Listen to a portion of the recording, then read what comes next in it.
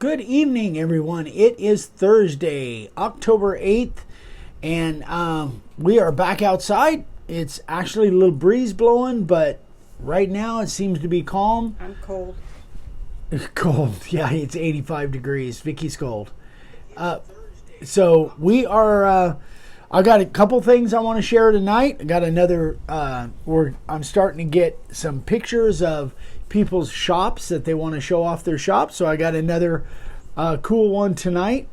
And I guess first things first, I told you I'd give you a fishing report. Dad and I went out to the lake yesterday, and I caught a few fish. See, I don't know which way is the better way to... This way? So I caught a nice smallmouth and a couple largemouth. And caught them all on the drop shot, so I'm getting better with my plastics game. Anyway, so catching a few more fish. I'm getting a little bit better with my finesse fishing. Drop shot. Caught all those on the drop shot with a wacky rig. Anyway, nobody cares. I understand. I'm getting the look from Vicky, like, move on. No, I so, didn't say anything. Anyway, so, and then now, so this is the shop of the day. Scott Christian doesn't have your traditional wood shop, but it just goes to show you can carve signs wherever you want to, just about. This is his little setup in his side yard. Well, I think it's kind of side yard, backyard kind of thing. So, sorry guys. I just turned the camera around. Uh-oh. So the good thing is he doesn't have to sweep a lot of sawdust. It's nice. It's good for the rocks. Anyway, so that's Scott's little setup as of now. And it just goes to show, well, in Arizona, we have a lot more days that are applicable, I guess, for carving signs. Scott's down in Sun City. Anyway, nicely done, Scott. Everybody's got to carve somewhere. So, that is that. Yeah, selfie. Huh? Oh, you did a selfie? Selfie. So, one thing that I wanted to say, guys, and I haven't talked about this for last 3 or 4 videos. Right now is the time to really gear up for Christmas, guys. It is going to be here before you know it. We're into October now. We're only a couple months away, so I would definitely start making your pre-made signs, letting people know, start making Christmas stuff, Thanksgiving stuff. Now is the time. Really try to get a jump on it now. Let people know, let your customers know that you're going to be busy during the holidays. Pre-order as soon as they can. So now it would be the time to really kind of put the pedal to the metal, so to speak. So, I guess we got some people in here, I suppose. Okay, I'm going to get right into the question, and we'll, because there might be some questions on this. So I got a question from Chad, and he says, for inset letters, I've seen you use the 60-degree bit for them, and also for a lot of other things, and wondering to make it smoother. Instead of the pattern style, can we use a spiral upcut to smooth them out, or which bit would we use for a smoother finish? So I had to kind of read between the lines, so to speak. So what he's talking about is he doesn't like the rough background when I do inset letters, doesn't like my standard background. I'm glad we bungeed that light because the wind's trying to take it. So he doesn't like my standard background in inset letters. Now on small inset letters, it's not an issue at all, but on big inset letters, it is. So let me show you, first of all, I think I'm going to cover up part of this before I show you the whole thing. There we go. Let's, I'm winging it here. Let me use my fish picture. So, don't mind that, it's just squiggle. This was a piece of scrap. So these are my standard Clarendon Inset letters. I think they're 1 inch and 1.5 inches. Now, you don't have to worry too much about texture down in the bottom, and that's what Chad was talking about. But on the other hand, there's no way to really fit in those small spots with the spiral upcut, because the spiral upcut, our spiral upcut is 1/4 inch wide. So it just wouldn't fit in there. Now, what I did over here, this is a 2-inch Clarendon letter, and I actually used the 60-degree bit. These were done with this 60, by the way. In fact, all of this was done with the 60-degree bit. So the 60-degree bit, if you look real close, it does have just a little bit of a flat at the tip. So if you move it around, it will actually cut a flat background. Now what I did here on this side, let me make sure. Yeah. On this side, I don't know if you guys probably can't see it real well, but on this side, this is a 4-inch Bookman inset letter. I did the outline with the 60-degree bit, and then I carved this half of the letter. Yeah, where's my pointer? So I carved this half of the letter right through to here with the 60-degree. And it took a while, but because it has a small flat tip, you can do it that way. It just takes a lot more time. Let's see if I can get. And then the other half on your right, the other half I did with the spiral bit. And the cool thing about having big inset letters, the upcut spiral will fit in there. This is the upcut spiral here. I brought the 60 as well. This is a 60-degree bit, and if you were to look real close at the 60, you'd see it has a little bit of a flat on the tip. So you can actually do a flat background. So Chad just isn't a fan of the texture in the background. That's fine. Everybody's different. Some people like it smooth back there. Now, the other thing that I did do is there was a little bit, a few little tiny pieces that were left in there, and so that's where these little sanding sticks really come into play. And you guys have seen me use these before. These things are so cool. I find uses for them all the time. So this is, if you haven't seen them, the little, I think they're called sanding sticks. That's what I'm calling them. They're in our Amazon store, but there's 4 different grits, and you actually rotate that little piece of sandpaper, and you can see it comes with a bunch of extras there. But anyway, these things are really cool. So that's what I use to kind of just finish off the smoothing down in the background there. But the spiral upcut, if your inset letters are big enough, the spiral upcut is definitely the way to go. Now, the thing about the spiral upcut, it won't, and it probably wouldn't fit in that 2-inch either. But it depends on your font, depends on the style of letter, how big they are. We don't have a spiral upcut that's 1/8 inch, but some people do use that. Some people do use an 1/8 inch spiral upcut. We don't have one. We just have the 1/4 inch. But anyway, some people really like this smooth. I like more of a texture, but everybody, is to each their own.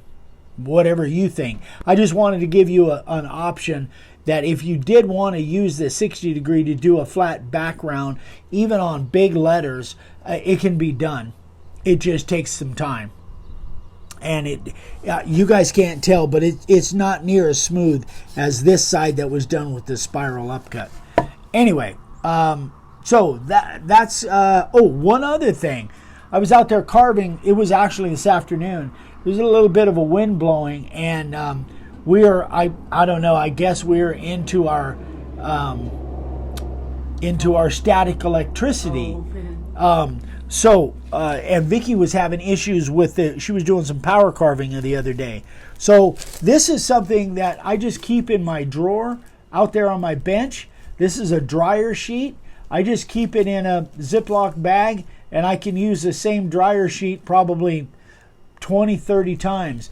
But when I was using this 60 carving this 2-inch A, I got about halfway through it, and my cheaters were just completely covered, caked with sawdust. And once I took a swipe, inside and out with this, I carved the rest of the time with no sawdust on my lens at all. So that's just a tip for you guys. If you deal with static electricity on your goggles, on your cheaters, on your glasses, whatever, the dryer sheets, just lightly rubbing dryer sheets on there, anti-static dryer sheets, works like a charm. Wasn't my idea. Some gal in Oatman suggested I do it because I was dealing with some static electricity up there. Paul says, I put one of my Freedom Eagle signs up for auction on my page today for a local charity. The bids are up to $200 so far. Wow, that's fantastic. Who's that? Ron Hall? Ron Hall. Wow. John Hall. John Hall. Fantastic, John. That is awesome. Terrific. That's a great way to get, the sign for a good cause is great, but it also gives you really good exposure with all those people that are bidding on it or seeing it. Gives you exposure that's going to turn into business for you. It generally does. So terrific. Fantastic. Okay, let's jump into the sign carvers of the day. Seems like there's something I wanted to say that I'm forgetting. I can't remember. Write it down? No, I didn't. I'm forgetting something. Gary Zellner. This is 2x12 pine. Gary found an old horseshoe at a garage sale for $1. The next day, out of the blue, he was approached to make this sign. The center of the sign is the horseshoe that he bought for $1. So horseshoes are good luck. Buy a horseshoe and sell a sign. Anyway, great job, Gary. Great story. Beautiful sign. Love it. And this is David Dillard, his very first sign. And he did some, the wind. He did some resin inlay there. So kind of some pastel color resin inlay. Good job, David. Hope you're having fun. Keep up the great work. Bob Rudder. Or maybe it's Reuter. I'm not sure. But that is really cool. I love it. He actually sent me 2 or 3 pictures. This is the one that I picked out. But I don't know how big it is. But, man, you did a great job on that, Bob. I love that frame around the outside. I'm big on having, borders and frames on signs. Great job. Beautiful. Jim White. This is a 9.75 circle. Man, that's some pretty small letters. If that's only less than 10-inch circle, that's some pretty tiny detail, Jim. Great job. I love it. He's from, I think Jim's from Savannah. Yeah, he is from Savannah, Georgia. I thought I remember that. Danny Meadows. Another great sign by Danny.